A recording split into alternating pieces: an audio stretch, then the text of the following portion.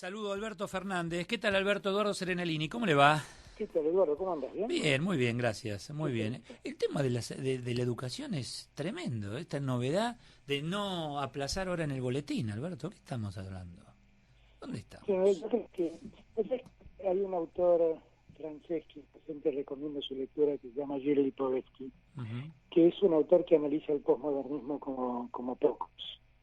Habla que uno de los grandes problemas del posmodernismo, además del narcisismo y la utilización ujú, de valores, está en la democratización del discurso. Y allí explica cómo muchas veces el juego de democratizar el discurso supone igualar situaciones que no deberían ser igualadas. Y el caso típico que pone es igualar al alumno con el profesor, que dejan de llamarse alumno y profesor para empezar a llamarse educadores y educandos. mm, Y me parece que ese es el punto de partida para entender todo lo que nos pasa a ujú. nosotros. Sí, Es sí, sí. absolutamente inadmisible porque si no hay aplazos y no hay excelentes, quiere Ujú, decir que no hay premios y castigos y que todos se igualan. mm, Y lo que es peor es que la igualación va para abajo. Es decir, ¿cuál es el mérito de esforzarse si finalmente el que no se esfuerza no padece el resultado de no esforzarse? Es una pésima cultura que se da a los chicos. ujú, Y con esto de la democratización también es una pésima lógica que los alumnos eh, puedan enjuiciar, juzgar o calificar a los docentes.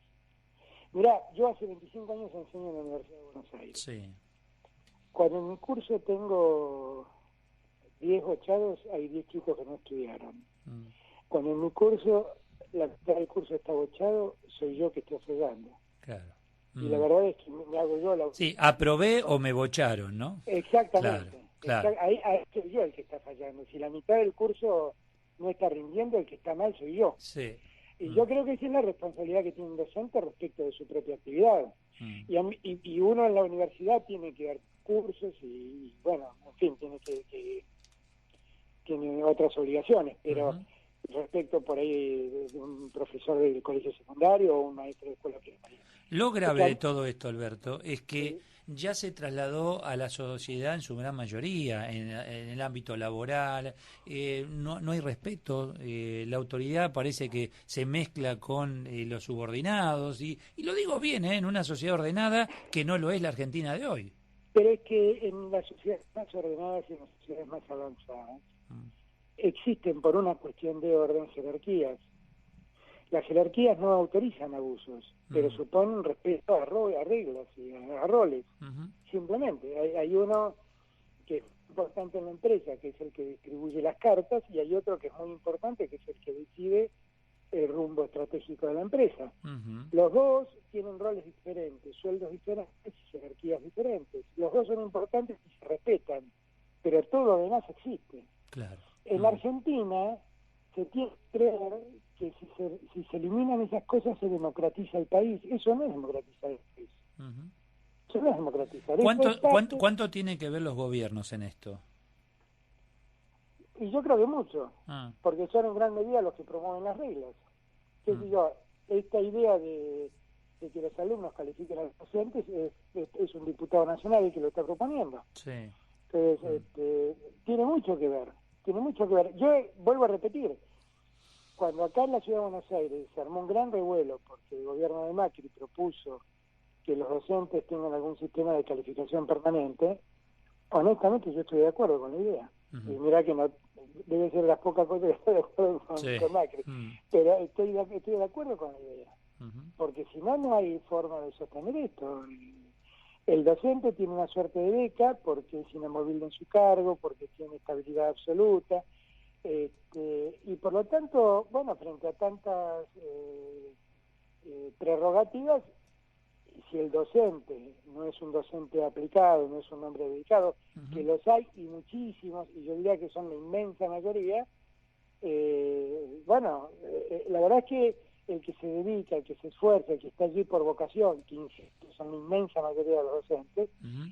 se ve muy desalentado cuando cuando ve que lo igualan con el de abajo. Sí, sí, no, sin duda, sin duda. Aparte, y de arriba que no puede moverse, porque ya también está establecido, entonces es muy complejo.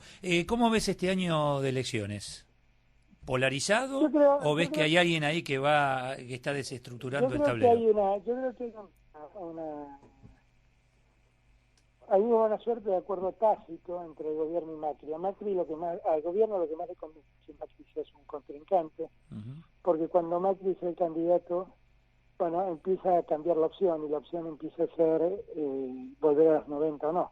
Estoy hablando del imaginario público, para que Macri se sienta molesto con esto. No digo que necesariamente Macri sea lo mismo que fue en los 90, entre otras cosas porque ya no hay convertibilidad y el contexto es otro, pero sí creo que en el imaginario público Macri representa la admisión de una economía más liberada, participación del mercado y con menos presencia del Estado.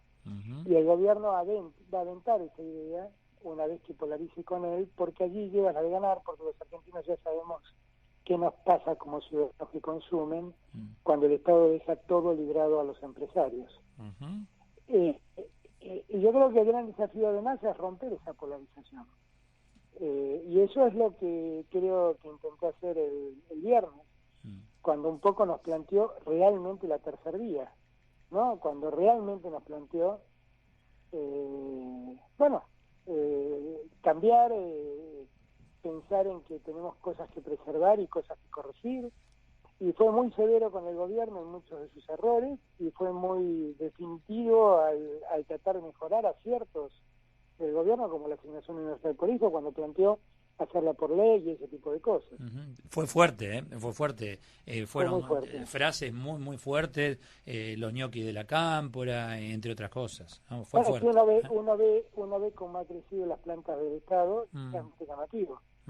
Yo he visto, por ejemplo, el otro día estaba mirando el Instituto Nacional del Cine, el INCA, que alguna vez yo lo seguí de cerca. Cuando yo me fui tenía alrededor de 200 empleados y tiene cerca de 1000. Y es un fondo que da créditos. O sea que lo único que necesita son analistas de créditos y nada más. No se puede entender semejante cantidad de gente. O sea que más allá de las encuestas hay que seguir de cerca qué pasa con el votante.